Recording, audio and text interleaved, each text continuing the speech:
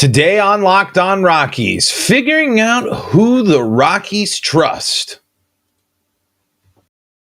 You are Locked On Rockies, your daily Colorado Rockies podcast. Part of the Locked On Podcast Network, your team every day.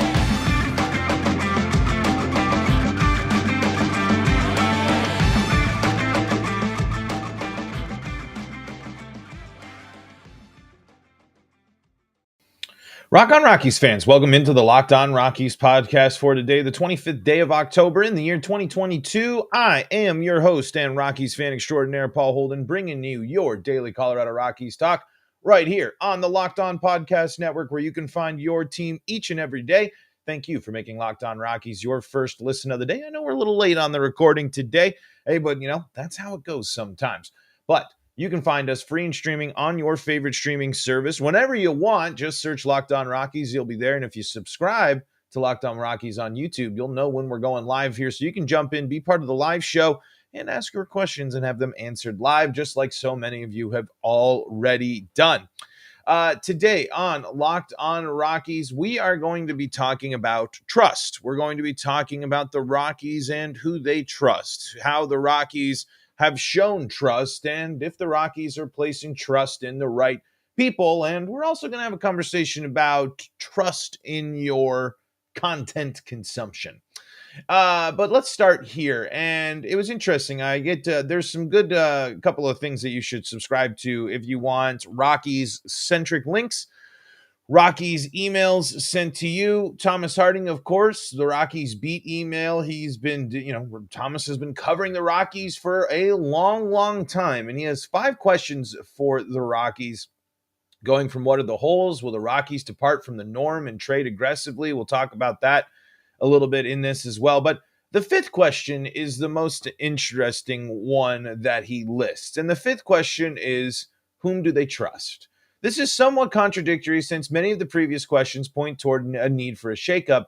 Still, the Rockies thought the 2022 team would hit more home runs and pitch better. Which players will they move away from, and which do they trust to rebound? This has to go for, we know what players the Rockies trust, and to go and provide that example, trust being these are the players that the Rockies have put money behind and say, these are the ones that we believe to committing to. Now, that doesn't mean they can't trade them. The Rockies have signed players and traded them before. We've seen that happen. Yes, absolutely. But let's jump over here. If you're not getting, again, another really great email chain here, the Rockies pitch from Renee Deckhart. She broke down a couple of weeks ago the guaranteed contracts, which affect the Rockies' ability to go after free agents. Here's who the Rockies have committed long-term to. Chris Bryant, Ryan McMahon, Kyle Freeland, Antonio Senzatella, Daniel Bard, German Marquez, Elias Diaz, CJ Cron, and Randall Grichuk. A note for Randall Grichuk, Jays are going to pay $4.33 million of his $9.3 salaries. And they're all pointed out because this is the Rockies Renee says the Rockies will not have a lot of money to work with as they do whatever they're going to do this offseason. Add to that list Charlie Blackmon, who has said he intends to exercise his $15 million player option. That makes the total, and just this is Renee's math, about $110 million, and that's before Dick Monfort makes a payment on Nolan Arenado's contract, and we figure out what happens with Scott Oberg's contract. So the Rockies have said, these are the players we trust. Now, are those players enough to get you to where you need to be? Are retaining those players that you've already committed to the right path to building the trust within your team that they're going to take you to the next level? And just on paper, it kind of says yes. But there's also a lot of questions, truly, deep down, as the Rockies are facing that. What are you going to do with CJ Cron? How much do you trust CJ Cron to be the all-star that he was? Are you going to get all-star CJ Cron, or are we going to get the second half of CJ Cron? There are teams out there that are still interested in adding a power-hitting first baseman, I'm sure. And if you can get that as an interesting one of the questions, too, about the bullpen that Thomas Harding posts is, how do you get people to come to Colorado to pitch? Just because you have these contracts, you've said, we trust you Chris Bryant, Ryan McMahon, Kyle Freeland, Antonio Senzatella, Daniel Bard, Herman Marquez, Elias Diaz, CJ Cronin, Randall Grichuk. Those are, that is outside of the prospects coming, that is your core. Those are the Rockies to know. Those are the Rockies that people know about and talk about. Those are the Rockies that the team definitely has put a lot of their faith in. Now, just because you have faith and trust in those players, we've kind of seen enough that we know that this team, as assembled, as is with those players, is not enough to get the job done. So just because you have faith and confidence and trust in some of these players doesn't mean they're going to help you get to the next level. Now, this answer brings up a different, interesting side of trust. Because as fans and players, do they really trust the organization is going to take the right steps into the right direction to make things better and to build around them and to address some of the issues that they see in the club? That's the bigger question. I think that you have a bigger sample size of success and a bigger sample size of reasons to trust and believe in those core members that we've talked about, the long-term contracts of the Rockies, than you do of really anybody on the front office side. We can't trust for this front office to make aggressive moves to really buy into being a contender, but we also can't really fully buy in and believe when they tell us that they're a draft and develop team. When the team has not been able to craft and carve out its own identity, how can you trust anyone on the front office side?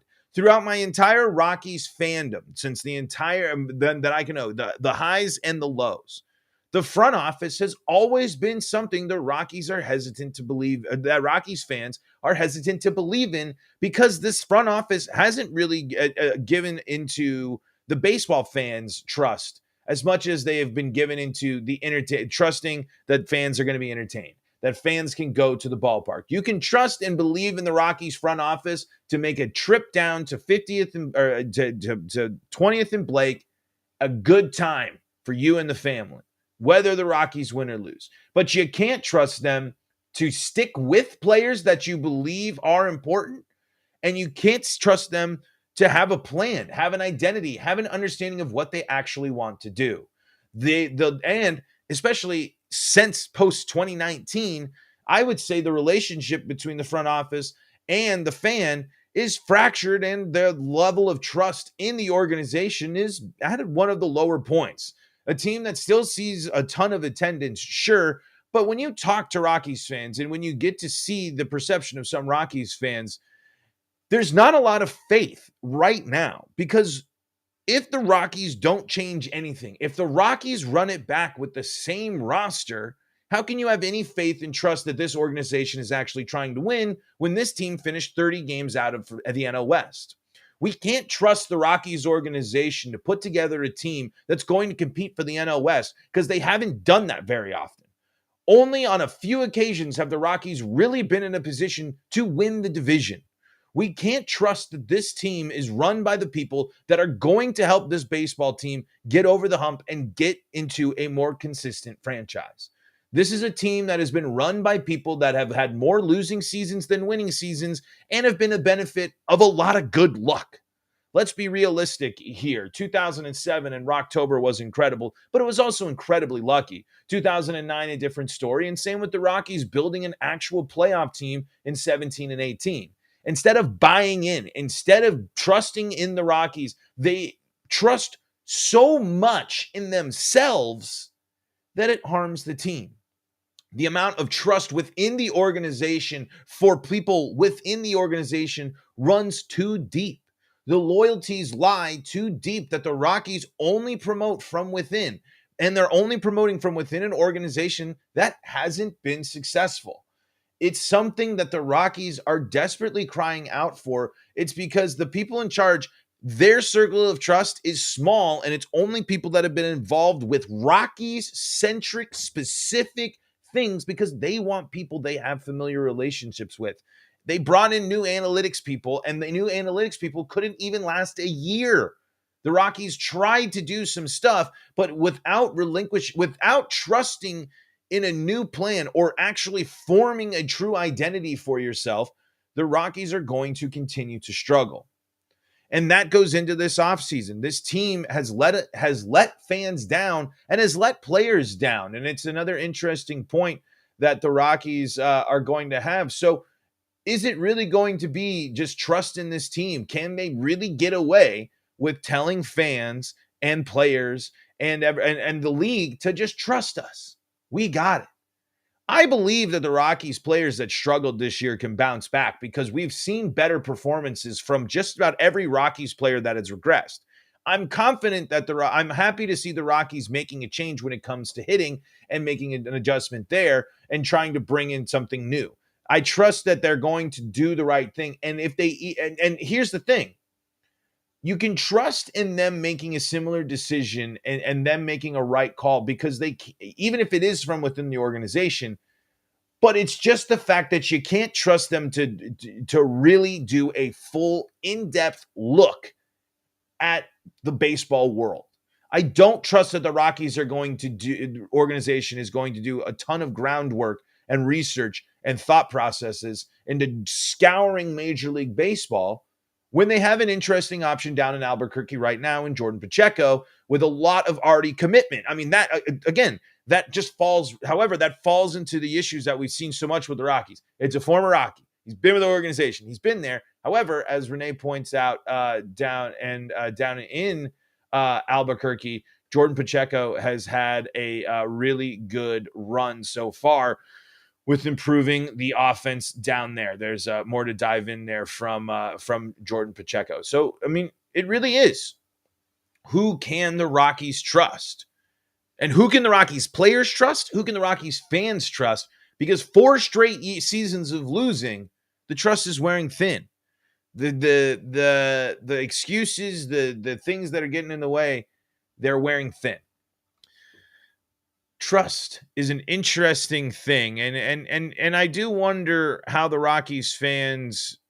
And one place that we also I think trust is that we didn't talk about too is manager. And we'll talk a little bit about that here in just a moment. But I got to tell you about some of the folks that help make this show possible, and that includes BetOnline. BetOnline.net is your number one source for betting football and all your basketball, hockey, and World Series betting action. It's all at betonline.net. You can find all the latest player developments, team matchups, news, podcasts, and in-depth analysis on every game. And as always, BetOnline remains your continued source for all your sports wagering information. And you can do live betting with up-to-the-minute scores for every sport out there. Yes, that includes your World Series playoffs. If you want to get in on some of the action while the Rockies are still at bay, and you want to see what happens between the really surprising Phillies and Astros matchup, the fastest and easiest way to do that is at betonline.net. It's the fastest and easiest way to check in on all your favorite games and events, including Major League Baseball, MMA, boxing, and golf. Head to the website today. That's betonline.net, or use your mobile device to learn more at BetOnline. BetOnline.net. BetOnline, where the game starts. Angel 17 says, I would love to see a change within the leadership. I'd love to see Dusty Baker as a manager. That's my dream scenario. This is an interesting conversation that I think a lot of people have had is I mean, how much trust, as we continue do you have in Bud Black? I have such an the manager is interesting because someone like Dusty Baker is someone that can navigate and has had a lot of success, has won a ton of ball games, that can handle multiple personalities, and is someone where the manager role really plays a difference. Is too much trust in Bud Black really the issue for the Rockies right now? It can be. I think Bud Black might be too willing to leave pitchers in. I think he might have too much confidence in some of the arms, but Bud Black also hasn't been faced with a lot of options when it comes to his strength of pitching. When his starters aren't up to snuff, or when his starters exit the ballgame, the Rockies have not been able to construct and have a consistently good bullpen. They've had good closers, they've had good pieces, and unfortunately, the incident with Scott Oberg. There have been things that get in the way.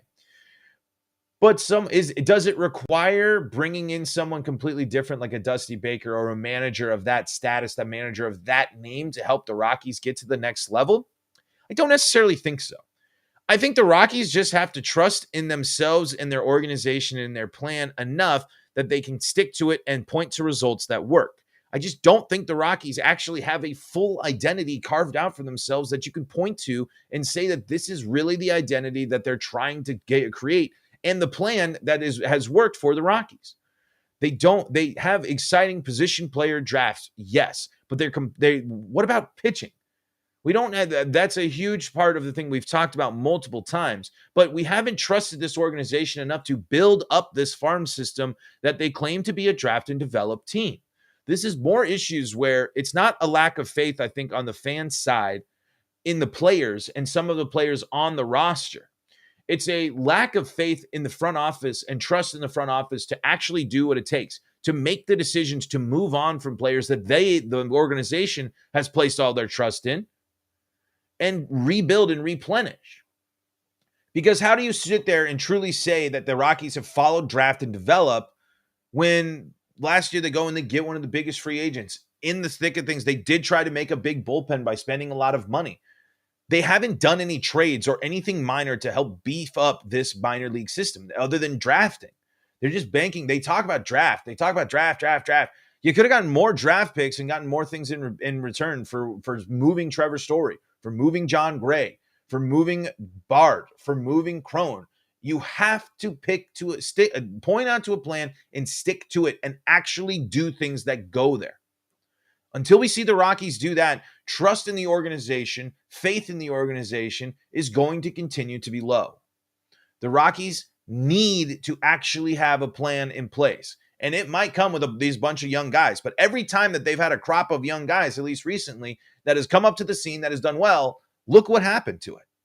They could actually point to the draft and develop nature of two superstars in the left side of the infield and coming up an exciting outfield full of position player prospects and your next first baseman. But they moved on from that, hoping to do the same exact thing with this new crop of players. The Rockies are really banking off of Tolia, Montero, Romo, Veen, all of these, and Tovar, to be the next big wave so the Rockies can say that they're a draft and development team. But is that actually going to pan out? And when is that going to happen? Are all those players going to be MLB caliber, ready to rock and roll, and ready to contribute to the Rockies in a full season form next year? We better hope so, because that's what the Rockies plan, in my eyes, seems to be. We'll continue the conversation about trust here in just a moment. But don't forget to check out Locked On Sports today for more daily sports talk and this. Folks, you might have saw over the weekend, there was some, is my audio still coming through here? I'm not seeing any levels. Okay, I'm just seeing a different thing. There we go. They're popping there.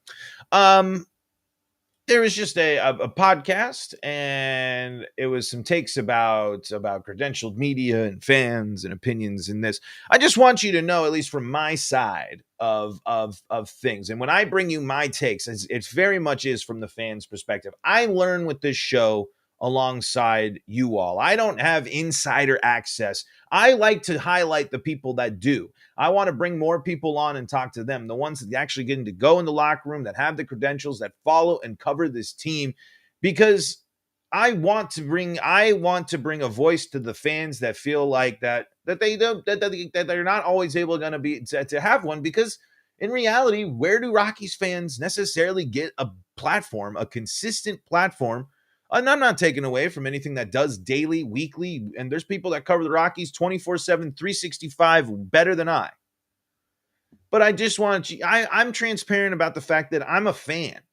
I'm not impartial just to. I believe in the pillars of journalism. I believe in there's difference for how we approach things with beat writers and the content. This show, the spirit of this show, the spirit of me as a host of this show, in my eyes, is to be the Rockies fan, but also try to be the Rockies fan that dives deeper, the Rockies fan that looks a little bit more, the Rockies fan that isn't just going to rely on being a ho-hum, go to the ballpark every so often and just listen to what the national side is saying. Someone that actually is going to dive in and tell you, hey, Brendan Rodgers is going to be an all-star next year, and here's why, and things like that, and why I actually believe in this team Why do I do this show? There's sometimes even comments in it. It's because I'm a Rockies fan.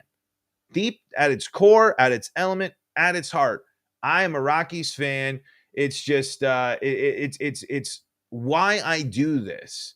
I just think that I don't want to take away anyone's. There are people that have the access and they do the great work out there of covering this team.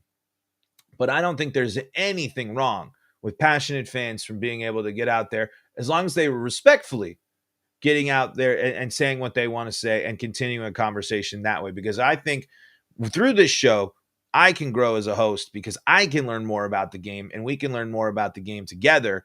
And just because I don't have every inside look and there's multiple people, I've been wrong on the show before, but we learn, we correct, and we figured things out together because it's complicated. Fandom, sports, everything is complicated, and it can't just be left up to the people just because they're there, just because and it's, again, not taking anything away from them, but it's just an interesting thing. And I appreciate the kind words, Nicholas, there.